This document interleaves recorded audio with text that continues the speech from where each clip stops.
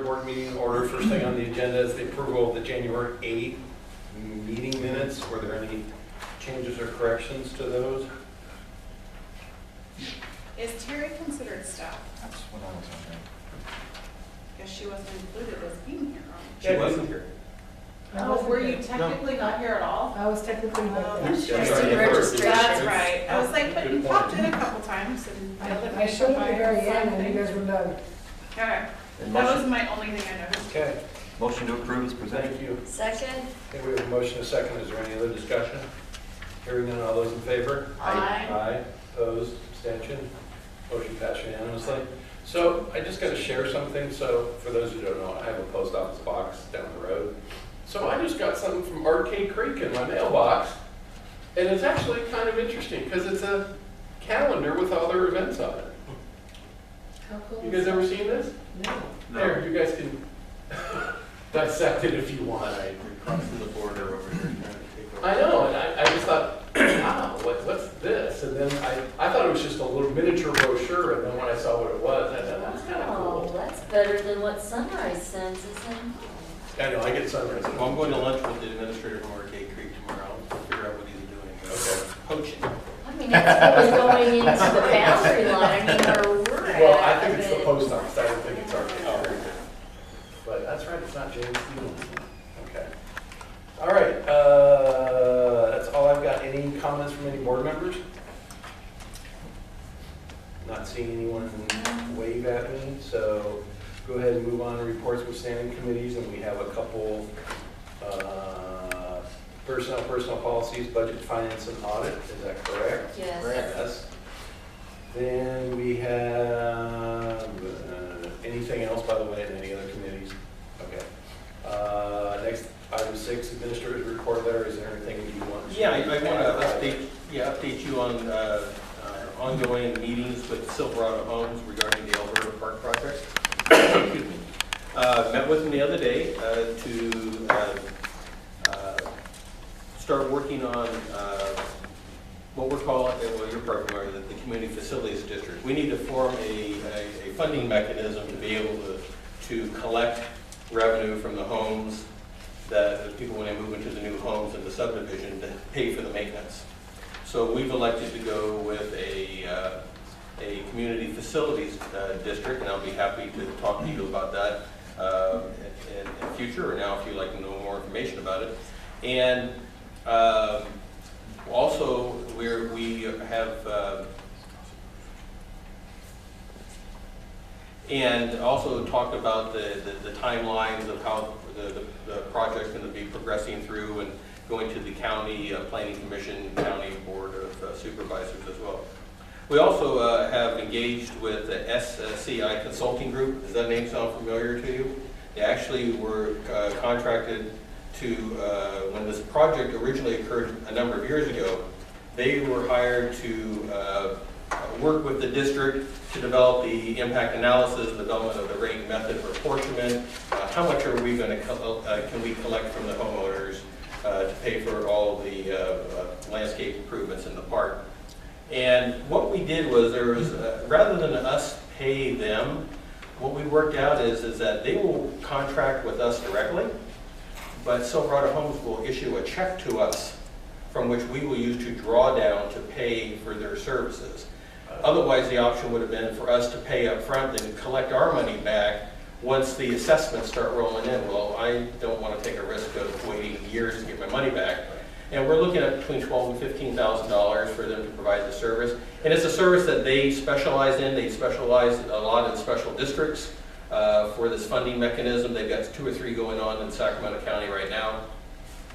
So we'll work with them to develop all the processes, and then we'll be coming back to the board fairly soon, probably in March, getting some resolutions passed and some things taken care of, the procedural type of efforts that we have to put forth to get this thing going. So I just wanted to give you a heads up that when you see that, and I'll give you a little bit more detail in the next, in March, staff report, a little bit about what's going on, but things are moving forward quite quickly.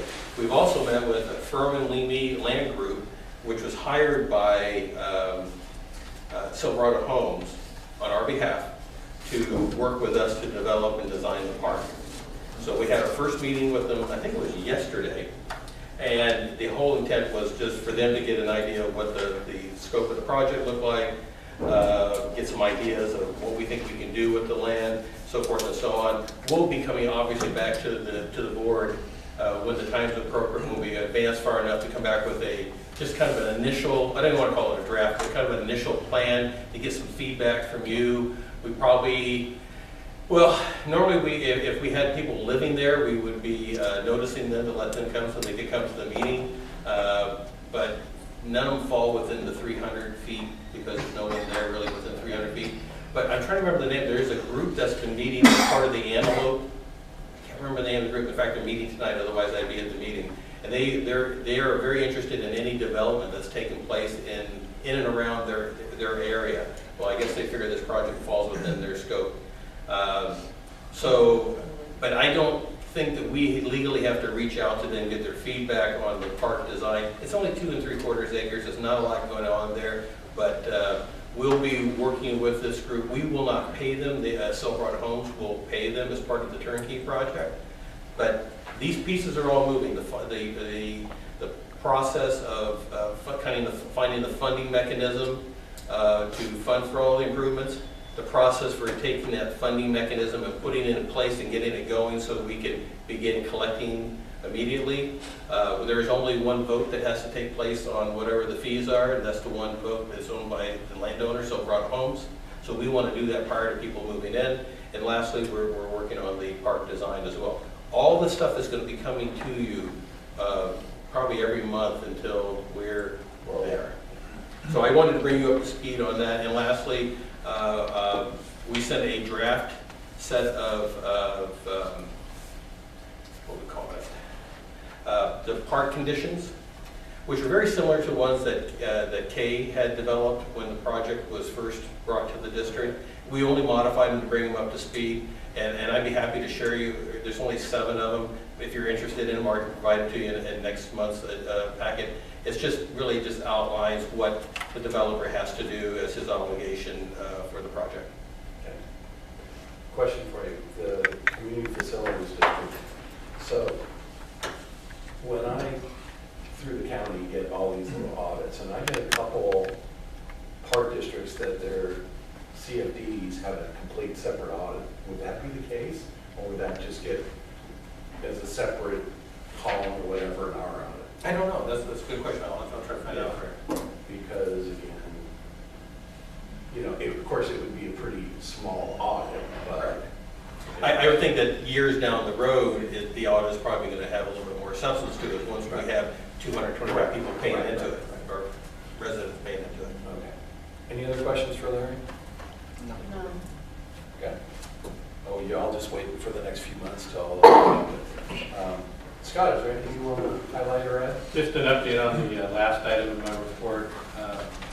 We have met with the volunteers from North Highlands Little League, the new group in town. They will be, we have executed an agreement with them, and they will be using the fields over here at the Old Pacific High School, the sports complex as we call it. Looks like they'll probably have 6 or 7 teams, so not bad for their first go round. And seems like a very dedicated, conscientious group of key volunteers, so they're excited about getting going.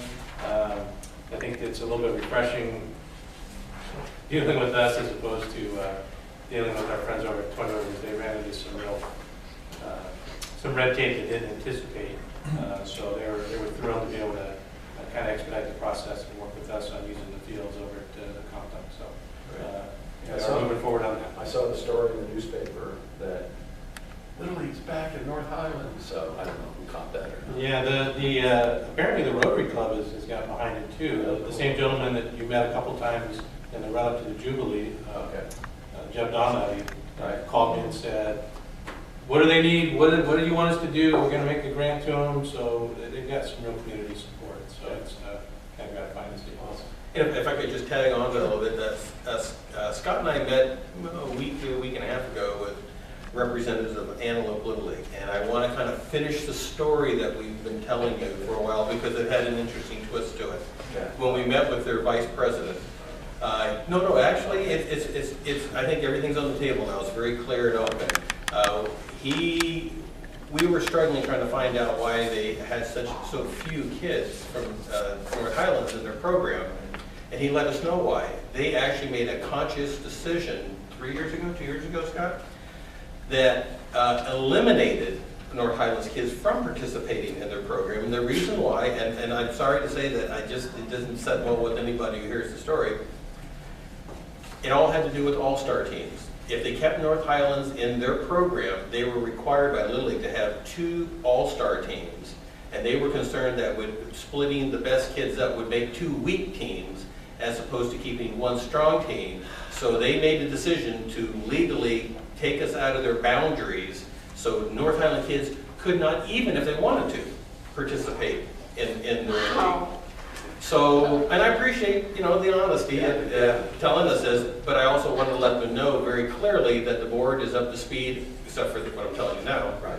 And that, it's not a case of our district trying to keep some kids from using a ball field, but I said, it makes the decision we made before about doing a 1-year agreement with them and not allowing them to create a snack bar and put a lot of investment in that building. I think it came back and it was a sound decision, because we might have had a problem next year, because we're happy, as Scott said, to see that the North Highlands League is going to happen. And they have already contacted us about fields. And so we knew this was going to happen. But it was kind of sad to hear that they made the decision to cut kids out of the program because it would weaken their all-star program, which kind of makes me think that this is all about the top 10 or 12 kids and not the hundreds or plus kids that participate in their program. And that seemed to be the focus, because it was clearly the decision, it was a rationale they used to make the decision that they did. I have a comment. No, it's interesting that you said that, because Creative Connections Arts Academy is doing a cleanup day over there at Brock Park for the Little League. It's like on their parent. Well, it's a different field. This is the K Park. This is the case. Oh, it's the the one K Park, Park. yeah. Oh, that's Yeah. right. Okay, they're doing the Brock Park. So as we left it, I just let them know that I would be very, very concerned, and I would hope that he would, Cody, what's Cody's last name?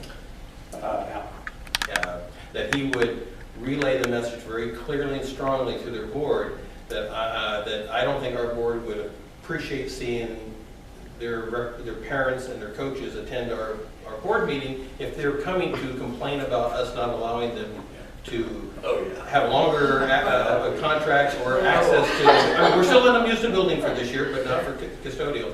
Because I said, you're really not in a very good position to negotiate, because you want to use our facilities, but you're telling us our kids can't play.